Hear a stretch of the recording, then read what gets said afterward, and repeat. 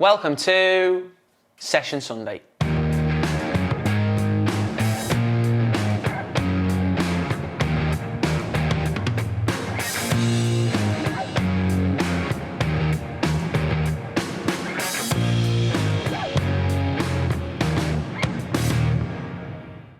Hi guys, it's Jack Edwards, and in today's video we're going to be taking a look at some rondo variations. But before we get into this week's video, make sure to leave us a like and subscribe, and if you missed last week's video, click on the link above.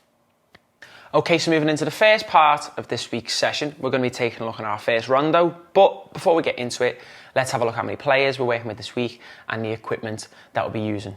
So in terms of players this week, we're going to be working with 12 players, okay? You can adapt that for more and less players, okay? And the equipment that we'll be using are balls, bibs, cones, and then we're going to use small-sided goals for one area of the session. So if you don't have those, you can use poles instead of small-sided goals. In terms of the setup, for this part of the session, you're going to look to split your group into 3 groups of 4, okay? Or evenly split your players out depending on how many players that you've got. So let's say if you had 10 players, you could just have 2 groups of 5. Okay, and the drill can just be a little bit different, you can just adapt it. So what we're focusing on here with having groups of 4, okay, is 3 players on the outside, 1 player on the middle, and what we're focusing on is having a line here for the players to move into, okay? So it's just going to be 10 by 10 maximum, okay? You can decrease that a little bit as well if you wanted to, maybe make it 8v8 or 8 or 7 by 7, but the max you want to go is 10 by 10.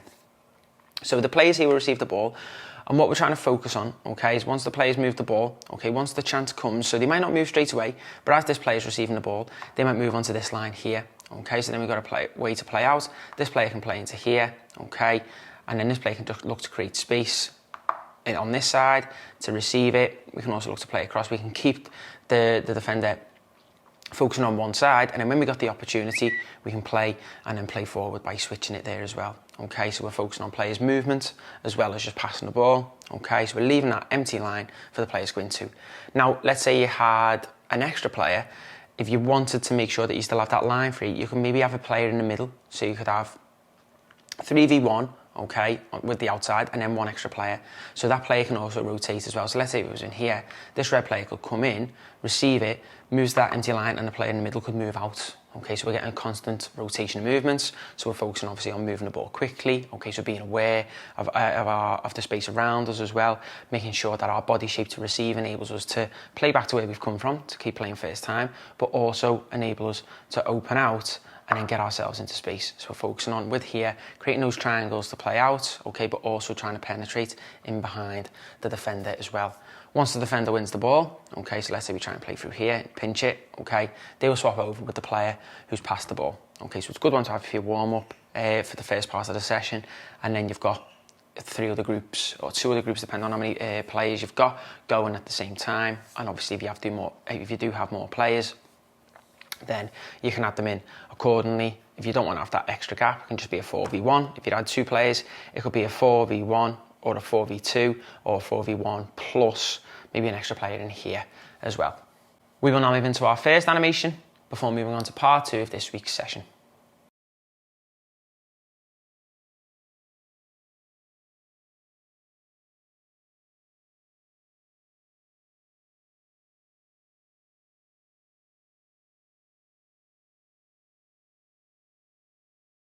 Now moving into part 2 of this week's session, we're now moving into a rondo which is going to be focusing on an 8v4 scenario.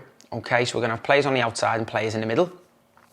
So with the setup for this part of the session, okay, we're going to have 20 yards of depth, 20 yards of width, and then these areas here, so the middle is going to be 10 yards in here. So you can add more cones into the sides here as well, okay, to make sure, because we're trying to get it in 4 little triangles, okay.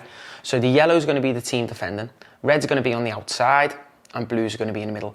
So what we're focusing on is we're trying to split into these triangles, so players are basically locked into their areas. Okay, so the 4 yellows, okay, you've got 1 player in each triangle. Same with the blues, 1 player in each triangle.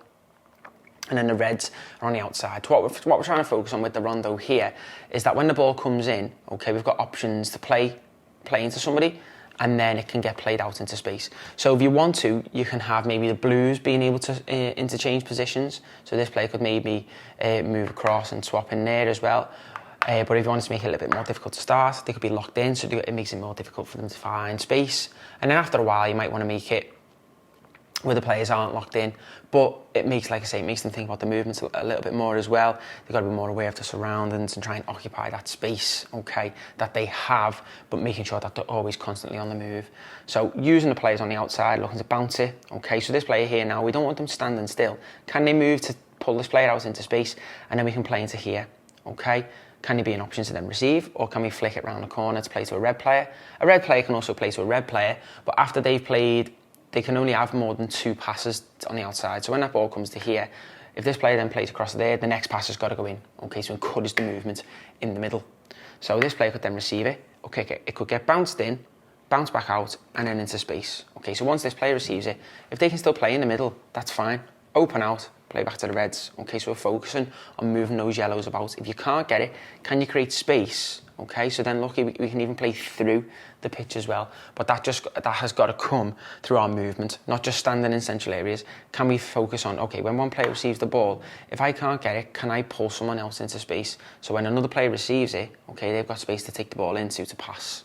Now, the reds are going to be on the outside for a certain amount of time. So if the yellows win it back, okay, they're then going to look to get the ball out to the reds, and then they'll swap over with the blues. So that's why we want them locked in as well for a certain amount of time. So then the yellows are then focusing on keeping the ball, focus on their movements, okay, to receive it, and then use the reds to play out. You can try and use a scoring system if you wanted to as well. Could be every 5 passes is a goal for a team, okay, every time they win it back, and then keep the ball as well. It can be more points as well. Every time the team wins it back, they could get a point. Every 5 passes can be a point, and it could be like every 10 passes they get 2. So it could be 5 passes, 1 goal, and then they get 2 passes for 10, then another 5 passes, 1 goal, and then the next 5 to get them to 10 can be another 2 goals to give us a little bit of competition. So focusing on our movements, okay, our ability to play quickly, and then thinking on how we can create space for our teammates. We will now move into our next animation before moving on to the final part of this week's session.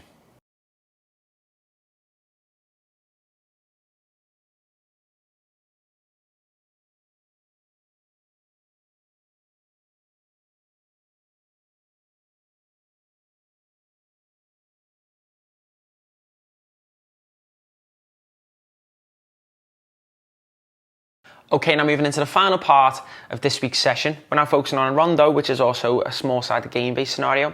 So we're going to have 3 teams of 4, okay, 1 team defending, and then 2 teams going to be attacking, so focusing on keeping on the ball, but then we're also focusing on a little transition as well.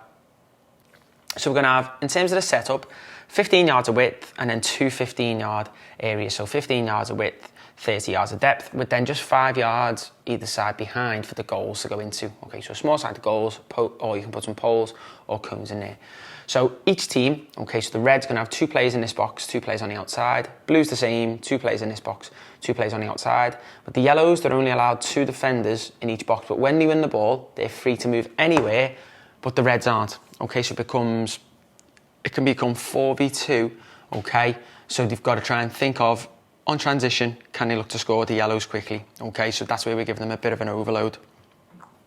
So we're focusing on, okay, so these players, so the reds on the line here can interchange with these players whenever they want to. They could play in, okay, it could get set back to them, and then they could play across, okay, and players swap over, okay? But they've always got to try and have 2 players on the outside. Now, this player and this player can play across to each other once. Once this player has played down to this player, the ball has to come in the middle, okay, to make sure that we're not just consistently passing sideways, we're looking to change the angle.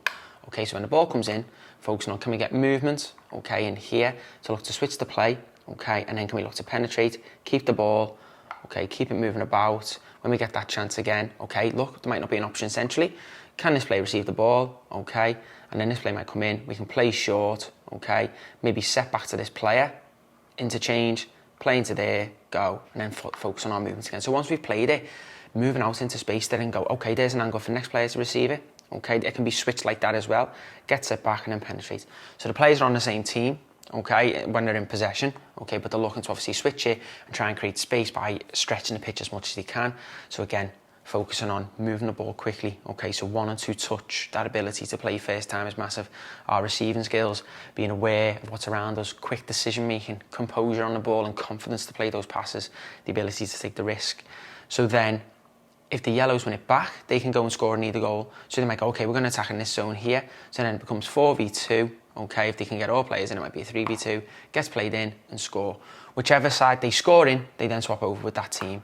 So then the yellows come in for the reds in there, 2 reds in here, 2 reds in there, and then we go again from there. We're playing in. So again, we don't want to be staying on straight lines. We make sure players are moving, okay, even the players on the outside. Once we've played, okay, once we've received the ball and maybe we've opened out and passed it in, can we think of our movement to take a defender away as well, okay, and create space for another player to receive. We will now move into our final animation before concluding this week's session.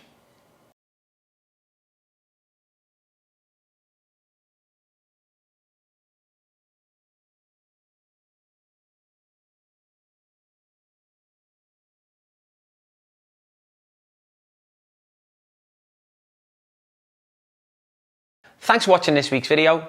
Don't forget to head over to our website where you can sign up to view all of our exclusive content. And we'll see you next week for another Session Sunday.